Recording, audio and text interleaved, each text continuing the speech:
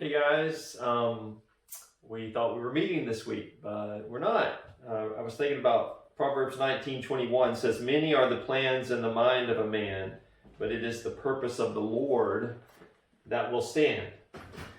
We planned in our minds to meet, but God had a separate purpose, and so that's why James says we should say, "If the Lord wills, we'll do this or do that." So anyway, here's your videos this week to kind of get you through the material at the end of chapter number 8. On page 237 in the book, there's kind of an interesting looking contraption that deals with this topic of combustion analysis. And one way that you can, we talked last week about we've gone through the winter break, so we talked about before Christmas the empirical formula and of a substance. And if you remember, the empirical formula is it's not necessarily the molecular formula. It's not necessarily the way the actual the number of actual atoms in a molecule, but it's the simplest ratio of one atom to the others in a particular molecule. So in the case of like H2O, that is both its empirical and its molecular formula, because this is what a water molecule actually looks like. It has 2 hydrogen atoms and 1 oxygen atom.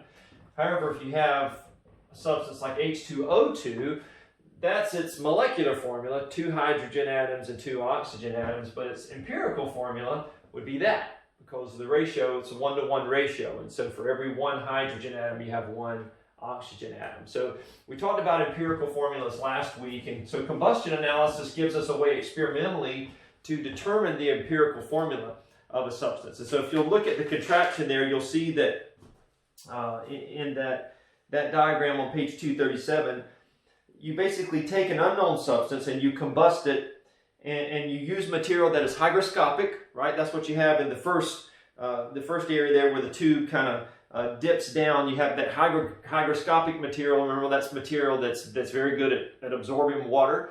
And so you have that material that absorbs the water, all of the water in the combustion process. And then you've got material in the second loop there in that tube that absorbs the carbon dioxide that's produced, right? And so the idea is that, remember, when we have a combustion reaction, you're adding to the substance oxygen, and then the output is, in complete combustion, it's hydrogen and carbon dioxide, right? And in incomplete combustion, but there'll be some other material left over. But in the case of this, we basically are able to, we know the mass of the original substance, and so by calculating the mass of the water and the CO2 that's absorbed, we can come up with an empirical formula for the original substance. So this is a diagram of a device that could be used for doing something like that. Probably the easiest way to sort of understand this is just do an example. And so on page 238, we have example 8.4. And that example says that a chemist burns 50 grams of an unknown substance containing only carbon and hydrogen. So they tell us that to start with. We know that this substance only has carbon and hydrogen in it. And we're going to use a combustion analysis experiment to determine the empirical formula for the unknown substance. And so we start with 50 grams of unknown, right? And we collect, when the combustion is complete, 146.4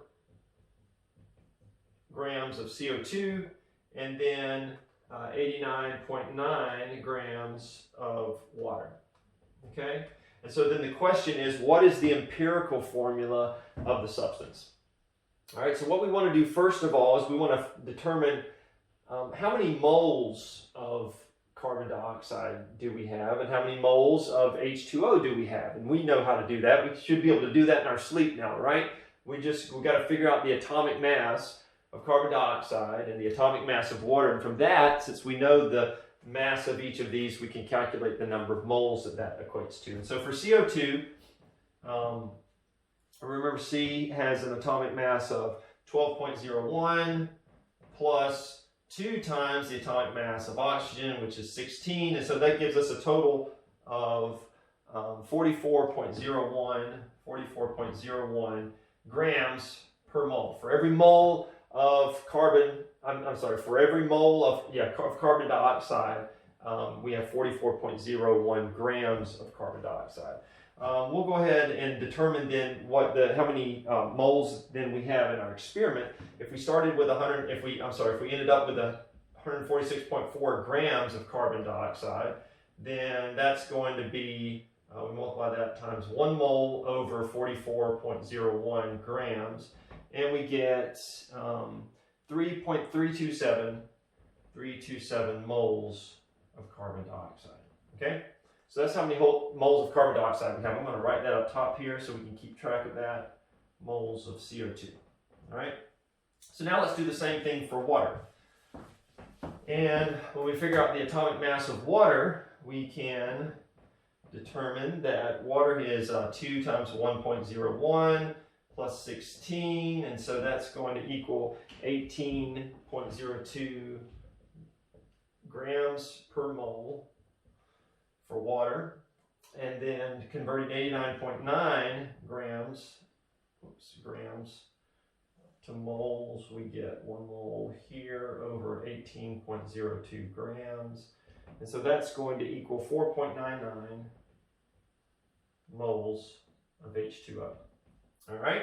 So this is stuff that we've done before. 4.99 moles of H2O. Okay? So how does that help us determine the empirical formula of our unknown substance? Well, remember we were told at the beginning that the unknown substance only had carbon and hydrogen in it, right? And so I've told you guys from the very beginning when we studied moles, right? A mole is just a certain number of something. It's a very large number because we're counting atoms, we're counting molecules, right? But it's no different than terms like a dozen, right? When we say a dozen, we're talking about 12 of something, right? And so when we say mole, we're talking about a certain number of molecules or a certain number of atoms. And so what we know here is that if, in the case of carbon dioxide, think about it this way. If I had 12 CO2 molecules, how many carbons then would I have? Well, that would mean I would have 12 carbons, right? But if I have 12 CO2 molecules, and for every 1 carbon atom there are 2 oxygen atoms, then how many oxygen atoms do I have? Well, I would have 2 times 12 oxygen atoms, so I would actually have 24 oxygen atoms, right? If I had 12 carbon dioxide atoms. And so by the same token, if I've got 3.327 moles of CO2, then how many moles of carbon atoms do I have? I would have 3.327 moles of carbon atoms, right? Does that make sense to you? In H2O, again, our beginning substance only had carbon and hydrogen in it, right? So in H2O, if I've got 4.99 moles of H2O, then I'm going to have 4.99 moles of oxygen, but I'm going to have twice as many moles of hydrogen, right?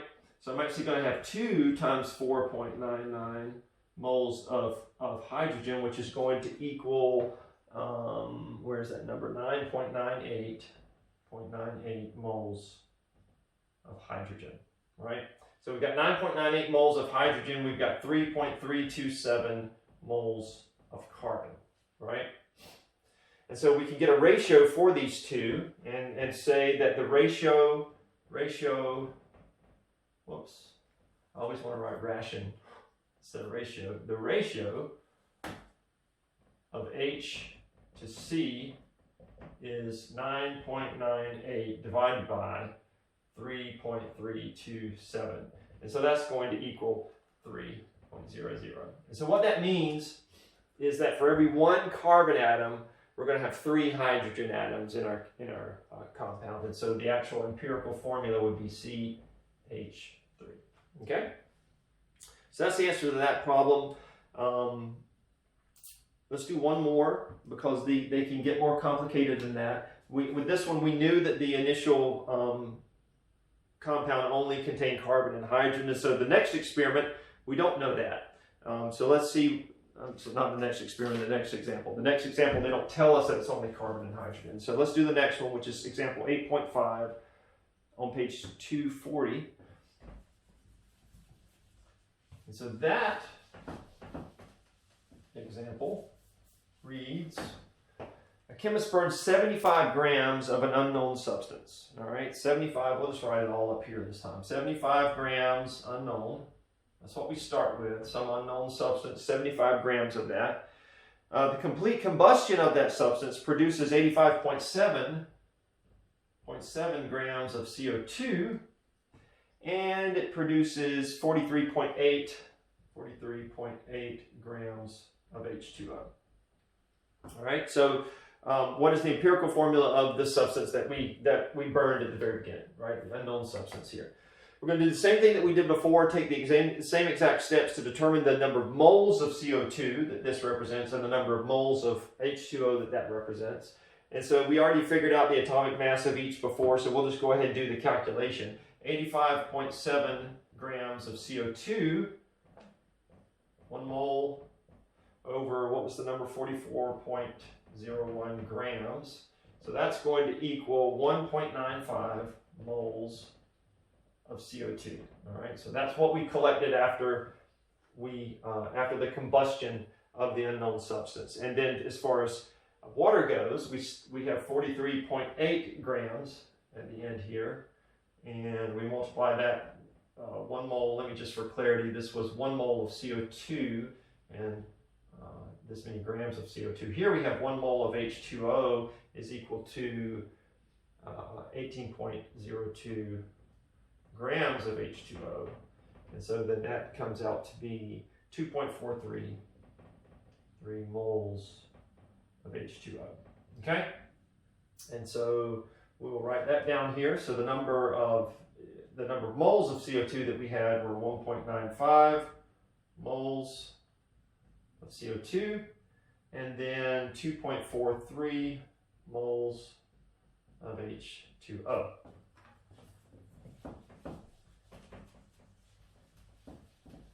And by the way, I just want to say thank you for my students that provided this cool shirt. Got a couple of cool shirts this Christmas, so we'll try to wear some of the other ones in future videos.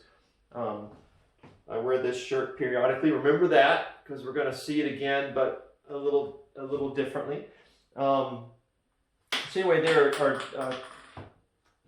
2.43 moles of H2O, 1.95 moles of CO2. And so what that means is that if we look at, like we did before, at the carbon and the hydrogen, it means we have 1.95 moles of carbon, and we have 2 times 2.43 moles of hydrogen, right? So that comes out to be 4.91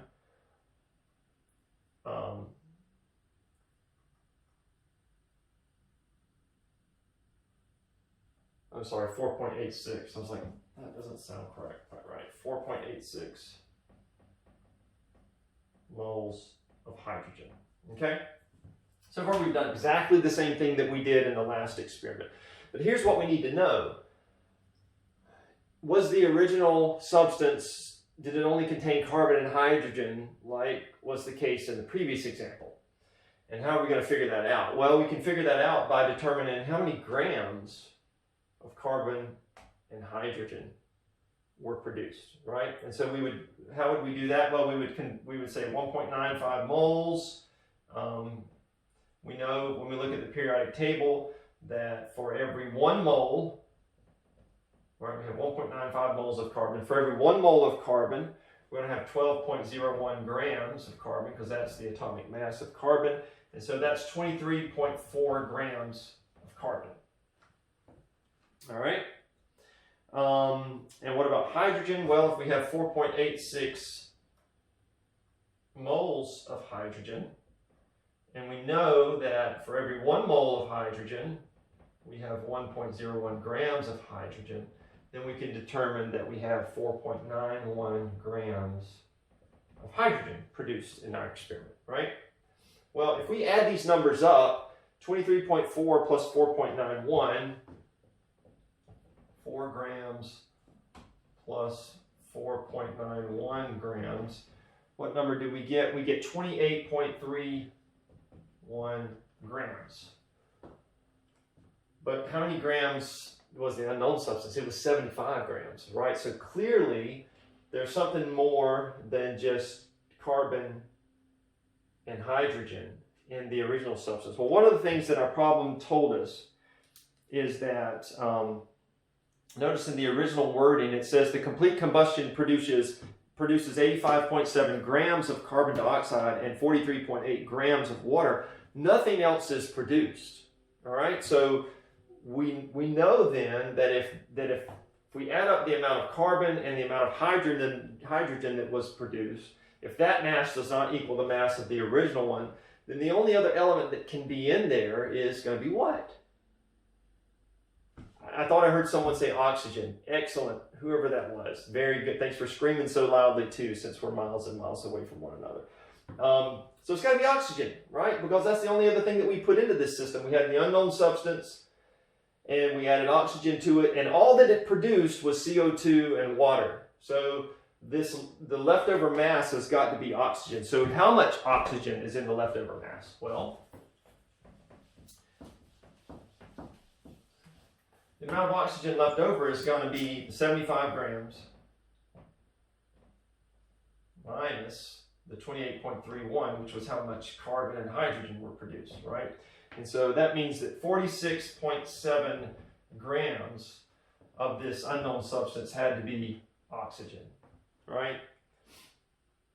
So now we can figure out how many moles of oxygen are a part of the substance. And if we do that, 46.7 grams for every 1 mole of oxygen, we have 16 grams of oxygen. That's what we get from the periodic table looking at the atomic mass. And so that's 2.29 moles of oxygen, right? And so what's our ratio of when you do your ratio, you always do whichever substance you have the fewest moles of. So in this case, the least amount of moles is the moles of carbon. And so the ratio of there did it again, ration. The ratio of carbon to hydrogen is going to equal 4.86 divided by 1.95.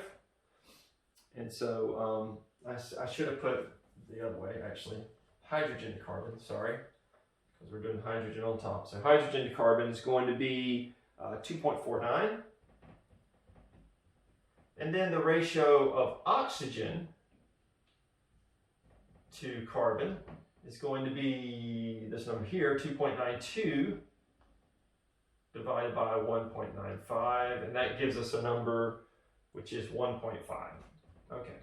If these numbers were close to whole numbers, then we could just round, right? If that number turned out to be like 1.95, we could assume that was 2, and if this was like, 2.88, we could assume that was 3. But it's not. It's like right in the middle. So if we just wrote this down as it was right now, based on our ratio, we would say that the empirical formula for this element would be for every 1 carbon, you have 2.49 hydrogens, and you have 1.5 oxygen, right?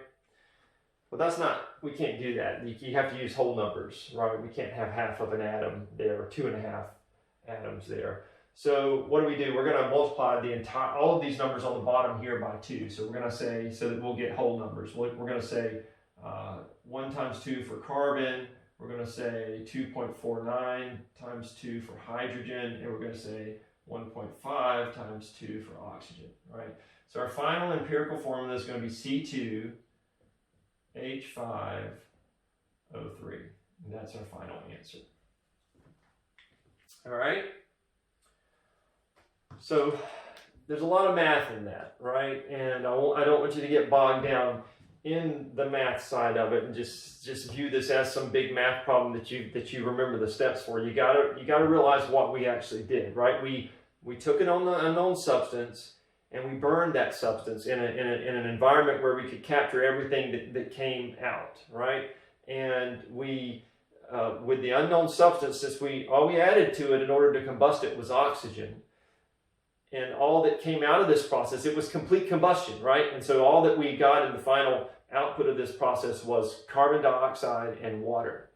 So we know then that the only thing that the original substance could be comprised of was the same elements that came out of the end. It had to have carbon, hydrogen, and potentially oxygen in it as well. And since we knew the mass of the unknown substance, and we knew we could determine the mass of the carbon and the hydrogen, we knew then that the original substance had to also contain oxygen. So we threw that in the mix, and by determining the ratio of the moles of the amount of each of those substances that was produced, we could determine the empirical formula. Okay? So if any of that's confusing to you, the good news is this is a video, right? So you can rewind it and watch it again. You can read the material in the book, and then let me know if you have any questions. All right? So we'll see you guys in the next lecture.